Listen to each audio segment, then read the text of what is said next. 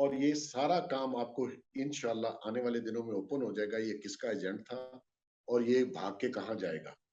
ये झूठा आदमी है। ये इसका एक ही मसला था कि ये पाकिस्तान जो है, ये मिलिटरीली फतह नहीं किया जा सकता। इसकी फौज, इसके रियासत के इदारे, इसका दिफा मजबूत है।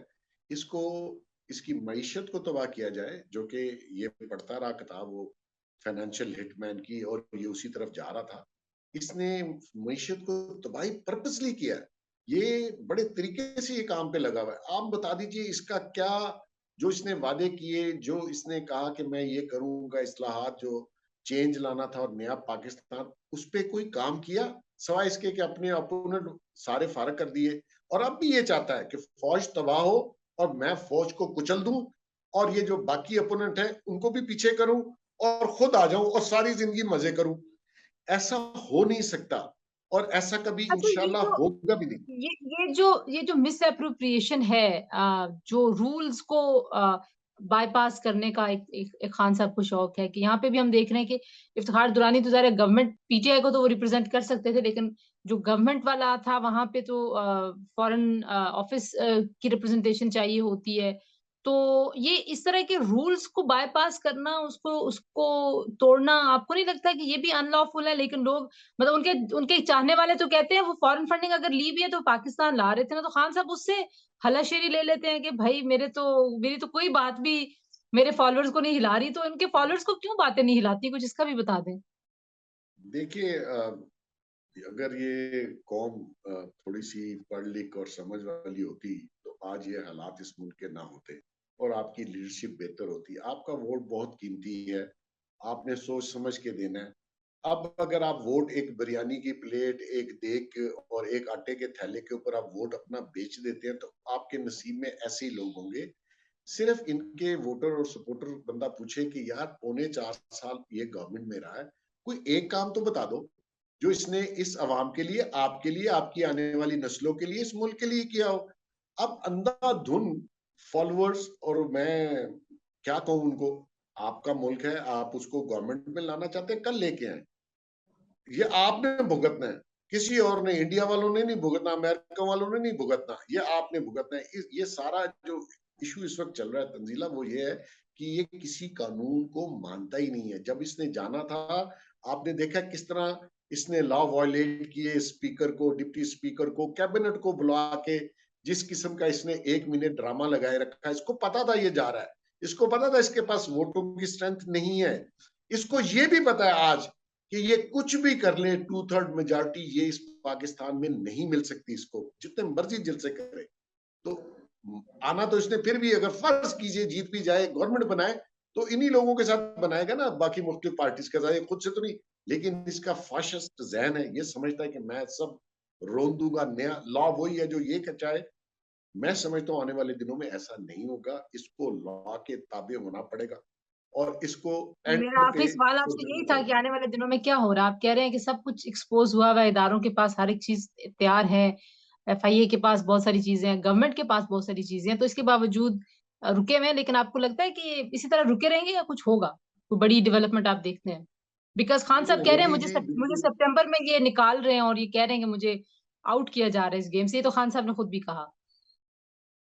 भाई आप प्लेयर ही नहीं है सियासत के, आप जाके क्रिकेट खेलो।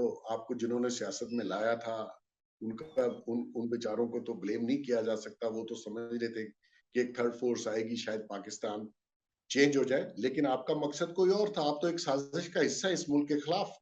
और आने वाले दिनों में ये कुछ भी कर ले, ये जलसे रोज करे, 10 कर ले रोज जलसे, सिर्फ ये प्रेशराइज करना चाहता है, 1 घंटा टेलीविजन पे रहना चाहता है। आप बताइए तंजीला, आप जर्नलिस्ट हैं, कोई जलसे में कोई नई बात ये करता है? मैं हैरान हूं, वो जो नीचे खड़े डांस कर रहे लोग हैं, उनको ये तो पूछना चाहिए यार, लीडर तो वो है जो विजनरी हो, आपको आके नई बात बताए, आपको फ्यूचर बताए, आपको कल की बात बताए, 100 साल बाद की बात बताए।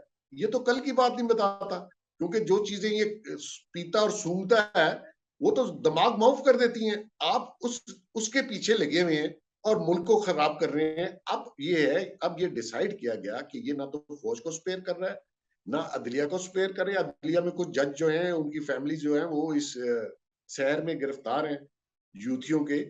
तो वो भी आने वाले दिनों में ठीक होंगे। और ये जो है कितनी बार ये लॉ वायलेट करेगा, ज्यादा देर नहीं, ये लॉ के ताबे होगा। आप इसी लॉ के तहत इसको देखेंगे, ये पकड़ा भी जाएगा और इसकी सियासत के सारे राज खुल जाएंगे। मुल्क से भागेंगे तो नहीं ना? वो कहते हैं मैं तो मुल्क छोड़ के कहीं नहीं जाऊंगा, मेरा तो सब कुछ यहाँ है। आखिरी आपसे कमेंट उसका इस पे भी यहाँ चाहिए।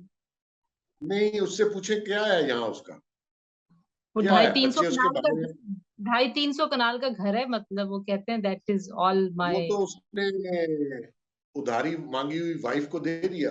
क्या है इसका यहाँ, बच्चे इसके पराए हैं, अपने बच्चे, जिन जिस कौम, जो कौम उसके बच्चे पाल रही है, वो ऐसे तो नहीं पाल रही। अपने घर में कोई किसी का बच्चा पालता है अनलेस कि आपका एक इंटरेस्ट हो। ये तो बच्चों को मिला नहीं, इसने उनको छोड़ा हुआ है। इसका पाकिस्तान में क्या है, आप पूछे जरा, ये पाकिस्तान में क्या कंट्रीब्यूट करता है, कितना टैक्स देता है, इस इकोनॉमी में क्या हिस्सा है इसका। ये क्या आज तक इसने तो चंदा खाया, लोगों के माल पे नजर है, लोगों की इज्जतों पे इसकी नजर है। किसी को देखता है तो इसकी आंखें फट जाती हैं।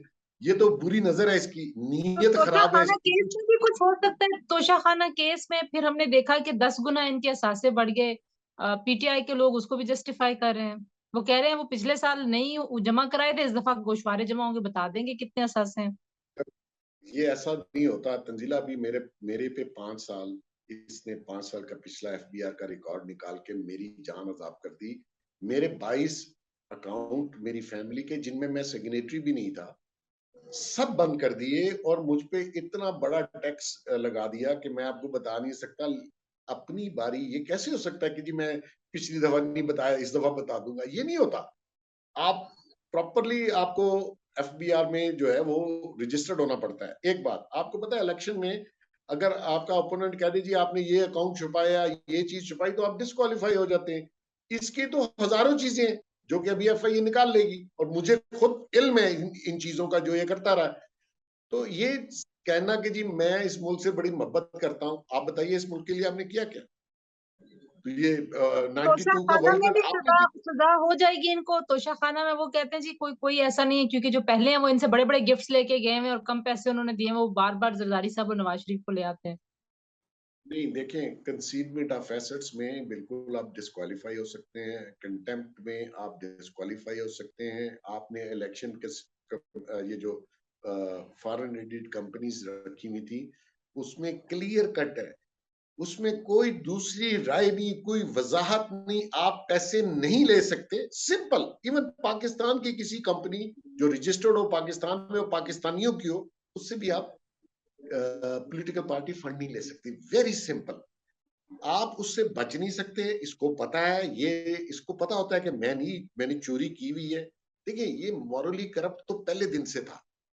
फाइनेंशियली करप्ट इसलिए था कि चंदा चुंदा मांग के लोगों से मुफ्तबरी करके खा रहा था। अब जब गवर्नमेंट में आया और एक इनकी मिसेज जो है वो, देखिए तंजीला, आप लेडी हैं, मैं मर्द हूं, उम्र गुजर गई, 55 साल में कौन सी मोहब्बत होती है? ये एक अरेंजमेंट के तहत शादी की गई, ये एक प्लान था।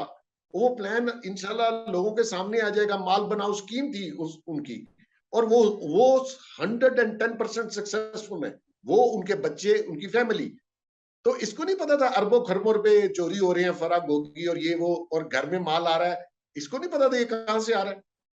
तो ये सारा, ये फाइनेंशियली जो करप्ट साबित हुआ है, वो अल्लाह ने इसके मुंह के ऊपर, जो इसने लोगों को कहा, वो अल्लाह ताला ने इसके ऊपर साबित कर दिया, और ये बच नहीं सही। सकता।